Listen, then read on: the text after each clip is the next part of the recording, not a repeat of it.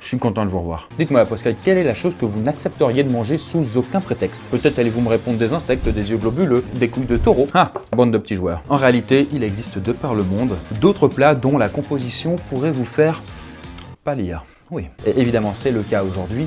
Je vous présente le kiviak.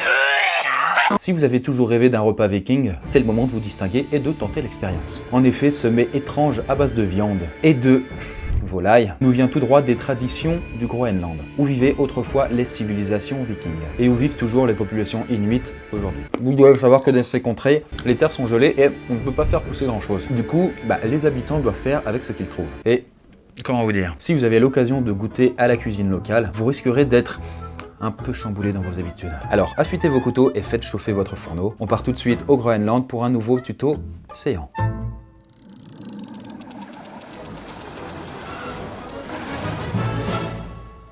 Alors tout d'abord, il est nécessaire que ce plat soit préparé longtemps à l'avance. Mais attention, je ne vous parle pas de quelques jours ou des trucs du style. Là, je vous parle de 7 mois à l'avance. Vous comprendrez pourquoi tout à l'heure. Et autre détail, il vaut mieux préparer le kiviak durant le printemps. Et oui, parce que s'il faut attendre 7 mois et que vous voulez profiter de ce plat riche en gras en hiver, va falloir s'y prendre dès le mois d'avril. Mais pour concocter cette étonnante spécialité, il va falloir que vous dénichiez quelques ingrédients du Grand Nord.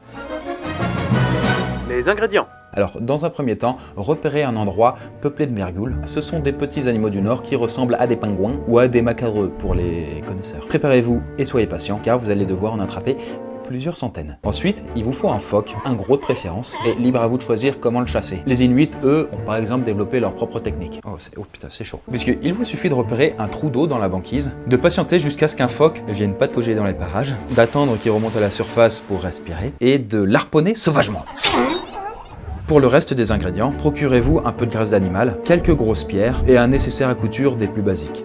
Voilà, il suffira d'un fil résistant et de grosses aiguilles. La préparation.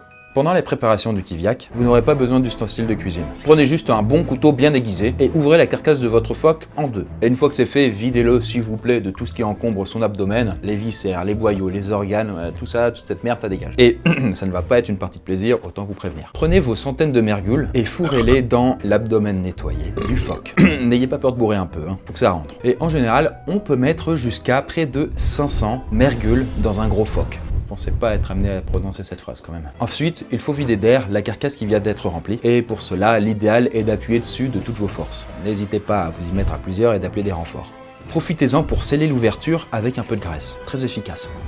Il est aussi conseillé de la coudre avec du fil résistant pour barrer la route aux bactéries qui pourraient tout contaminé. Alors l'étape suivante est très facile à réaliser. Il suffit de placer de grosses pierres bien lourdes sur la carcasse du phoque afin de chasser encore une fois le plus d'air possible grâce à la pression et vous n'avez plus qu'à les laisser comme ça. Et il ne vous reste plus qu'alors à laisser les oiseaux fermenter à l'intérieur du phoque pendant 7 mois. La dégustation. 7 mois plus tard, il est maintenant temps d'ouvrir votre pitance. Alors munissez-vous de votre couteau et découpez les coutures qui maintiennent les cadavres d'animaux à l'intérieur du phoque. La bête s'ouvre alors et vous êtes servi. Pour la dégustation, il suffit alors de sélectionner les oiseaux qui vous plaisent, de les mettre dans votre assiette, de leur ôter les plumes et la peau, et vous pouvez alors les déguster sans même les cuire. Alors peut-être que cela ne vous paraît pas appétissant ? Pourtant, l'intérieur des mergules s'est peu à peu liquéfié et devrait maintenant ressembler à une soupe de viande et de petits os tendres. Et vous pouvez même déguster ce plat à la façon des connaisseurs, écoutez bien, qui coupe la tête des oiseaux pour pouvoir en sucer le jus à même l'animal. Vous pouvez même vous procurer une paille pour rendre l'expérience plus amusante. Alors peut-être que vous êtes encore un peu frileux à l'idée de goûter ce dîner si particulier. Eh bien sachez que selon les personnes qui ont déjà goûté à ce repas, la saveur des oiseaux pourris est proche de celle d'un fromage très fort et très vieux ou de celui des haricots de soja fermentés.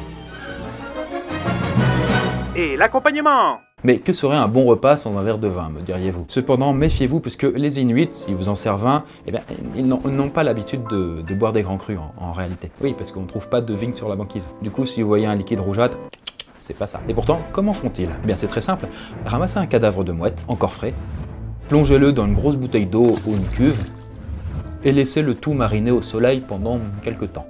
Et bah c'est prêt. Alors évidemment, hein, le goût est un peu étrange, mais apparemment cela suffit pour rendre un peu ivre. Et donc du coup, le kiviak peut être servi à l'occasion de grandes festivités. Et c'est vrai qu'il n'y a rien de tel qu'un bon cadavre de phoque en putréfaction pour animer les fêtes de famille. Cela dit, soyez vigilants. Si le kiviak n'est pas bien préparé, il risque de mettre la vie de vos invités en danger. En 2013, plusieurs personnes sont mortes en en consommant, puisque les oiseaux étaient porteurs de la toxine botulique, qui n'est rien de moins que la toxine la plus puissante au monde. Et les convives, hélas, n'y ont pas survécu. Conclusion. Et voilà, pour Sky, maintenant vous savez comment vous sustenter en pleine banquise. En attendant, n'hésitez pas à partager cette vidéo à toutes les personnes qui aiment un petit peu cuisiner comme ça, qui aiment la bonne nourriture. N'hésitez pas aussi, bien sûr, à regarder cette vidéo quand vous êtes en train de manger, bien sûr. L'appétit, c'est contagieux. Pour ma part, je vous retrouve bientôt, je l'espère, pour un prochain tuto séant.